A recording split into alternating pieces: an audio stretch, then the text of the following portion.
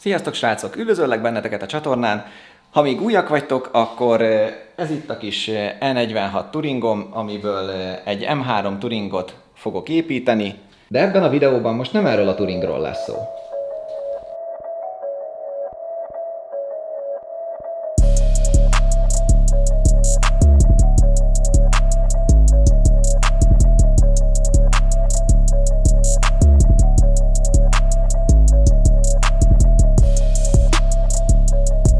Ebben a videóban erről az autóról lesz szó.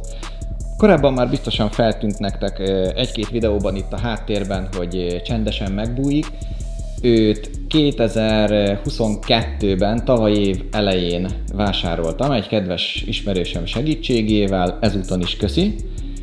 Gyakorlatilag azóta túlságosan sok minden nem történt vele, most egy kicsikét látszódik, hogy szét van már berhelve, meg nincsenek rajta panelek, de annyit kell tudni erről az autóról, hogy ha jól emlékszem, bár nem tudom pontosan a kilométerállást, valami 140 pár ezer mérföld a jelenlegi kilométerállása, már forgalomba van helyezve.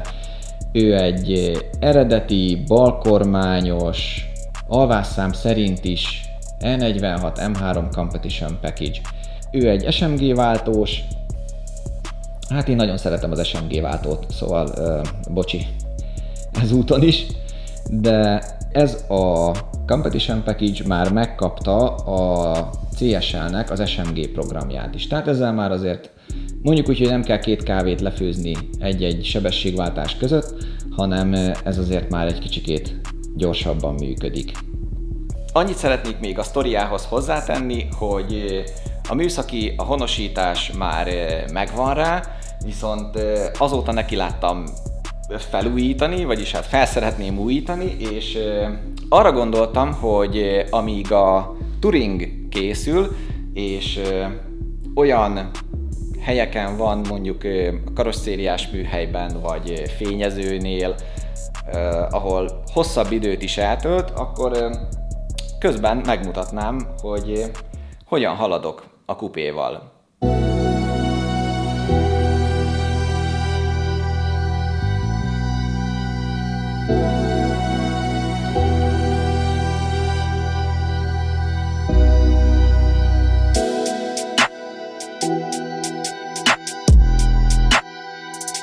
Lekerült már róla a fék, lekerült a hátsó híd, lekerült róla gyakorlatilag a teljes kipufogó, a benzintank, minden lekerült róla, szépen meg is lett takarítva az alja. Sajnos voltak rajta repedések, de nem olyan túlságosan sok, azok ki lettek már javítva, még le kell alvázvédőzni, és akkor lassan lehet összerakni most már az alsó részét. Azzal szerintem különösebben nem is lesz probléma. Ilyen kis leporfestett, felújított alkatrészekkel fogom összerakni, csak azért, hogy minél tovább bírja lehetőleg, mert bevallom őszintén, hogy nem igazán szeretném eladni ezt az autót. Úgyhogy ebből a megfontolásból egy csomó extrát szeretnék beletenni, meg kivenni. Hát kezdődött már egy ilyennel, hogy karbon tetőnk van, viszont nem tudom mennyire fog látszódni a kamerán, hogy itt van benne egy ilyen kis kidudorodó csík, ami végig fut a tetőn, és hát ez elég borzalmas. Úgyhogy ezt mindenféleképpen ki kell cserélni. Ki is fogjuk cserélni, most fogok menni jövő héten a gyártóhoz, és akkor meg is beszéltük, hogy ezt garanciába ki fogják cserélni. Egyébként borzasztó jó cuccokat gyártanak, tőlük rendeltem még a karbon első lökhárítót is, és a diffúzort is.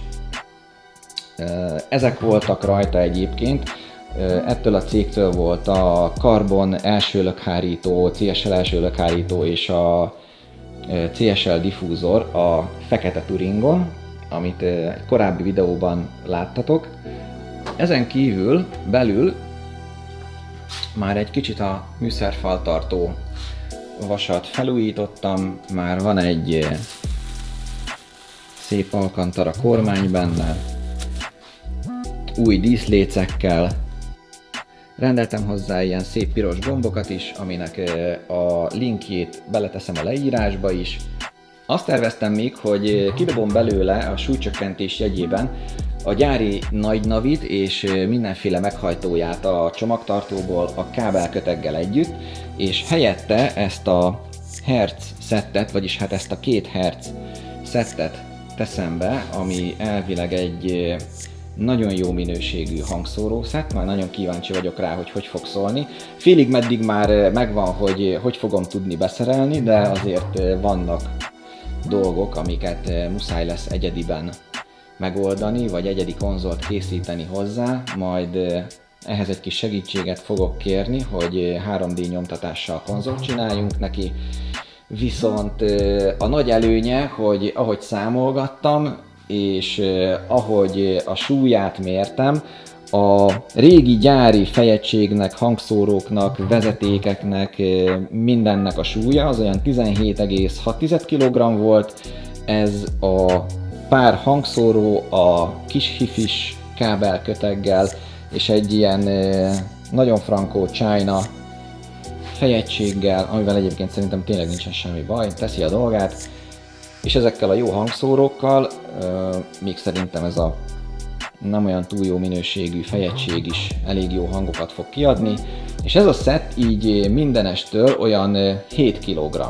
Tehát körülbelül 10 kg-ot lehet spórolni, hogyha kidobjuk a nagy navit meg mindent, és helyette ezt be fogjuk rakni. Úgyhogy nagyon várom, hogy mi lesz az eredmény, és hogy fog egyáltalán majd szólni. Természetesen a linkeket majd minden egyes termékhez fel fogom tenni a leírásba, vagy be fogom tenni a leírásba, hogy ti is megtaláljátok, hogyha esetleg érdekel benneteket, hát ha még esetleg valami kis kedvezményt is tudunk valamire szerezni. A motortérbe túlságosan sok mindent nem terveztem, de azért ez sem marad érintetlen. Mindenféleképpen ezt a, nem is tudom mi lehet ez, valami tankszellőztetéshez, vagy üzemanyagrendszer szellőztetéshez, károsanyag kibocsátáshoz, valami ilyen cucchoz lehet köze. Ez csak néhány M3-on van rajta, majd lesz hozzá másik kábelköteg is úgyis, és ki lesz cserélve, nem fogjuk lefolytani ezt a motort. És szerintem a nagy fék sem maradhat el, amihez már meg is vettem a nyergeket és a porvédő lemezt. Hát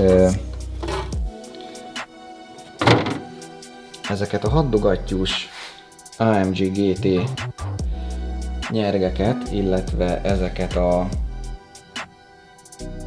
E63-es hátsó nyergeket vettem, és ezeket szeretném majd felrakni az M2 Competition 400 mm-es első tárcsáival, illetve az F82 M4 M3 vagy az M2-nek a hátsó tárcsáival, a 370 mm-s hátsó tárcsáival.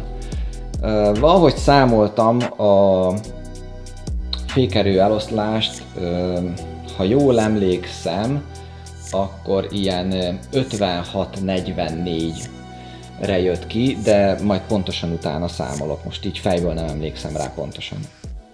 Még ha most nem is úgy néz ki, minthogyha egy álomautó lenne, de azt szeretném, hogyha amire összeáll, addigra tényleg egy álomautó lenne.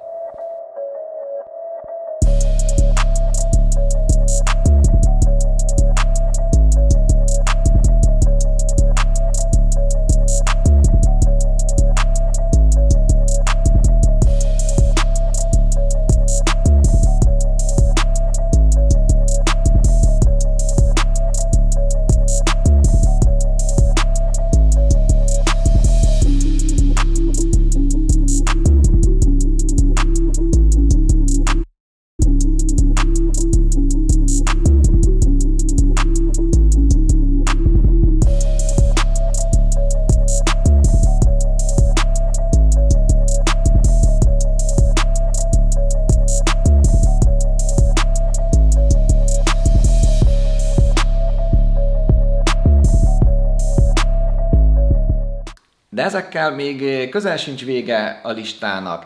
Még egy csomó ötletem van, amivel szeretném szebbé, jobbá tenni, vagy felújítani az autót, egy kis súlyt spórolni rajta, egy kis teljesítményt növelni, legyen az fék teljesítmény, vagy motor teljesítmény. Még rengeteg ötletem van, de ha esetleg neked is van valami ötleted, akkor nyugodtan írjatok a kommentek közé bármiről, másik kerékről, másik fékről, másik váltóról, szeretném meghagyni SMG-nek, bocsi.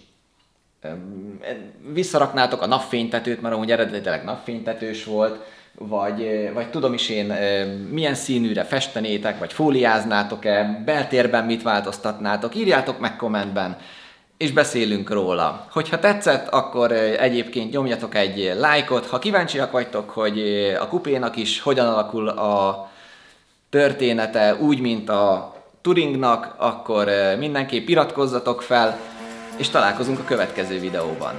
Valószínű az már a Touring lesz. Nem tudom még, hogy mikor pontosan, de remélem az is 1-2 napon belül fel fog menni. Most van 30-a szerda, este 3:48, hát remélem holnap után az is kint lesz. Már nagyon várom. Remélem ti is.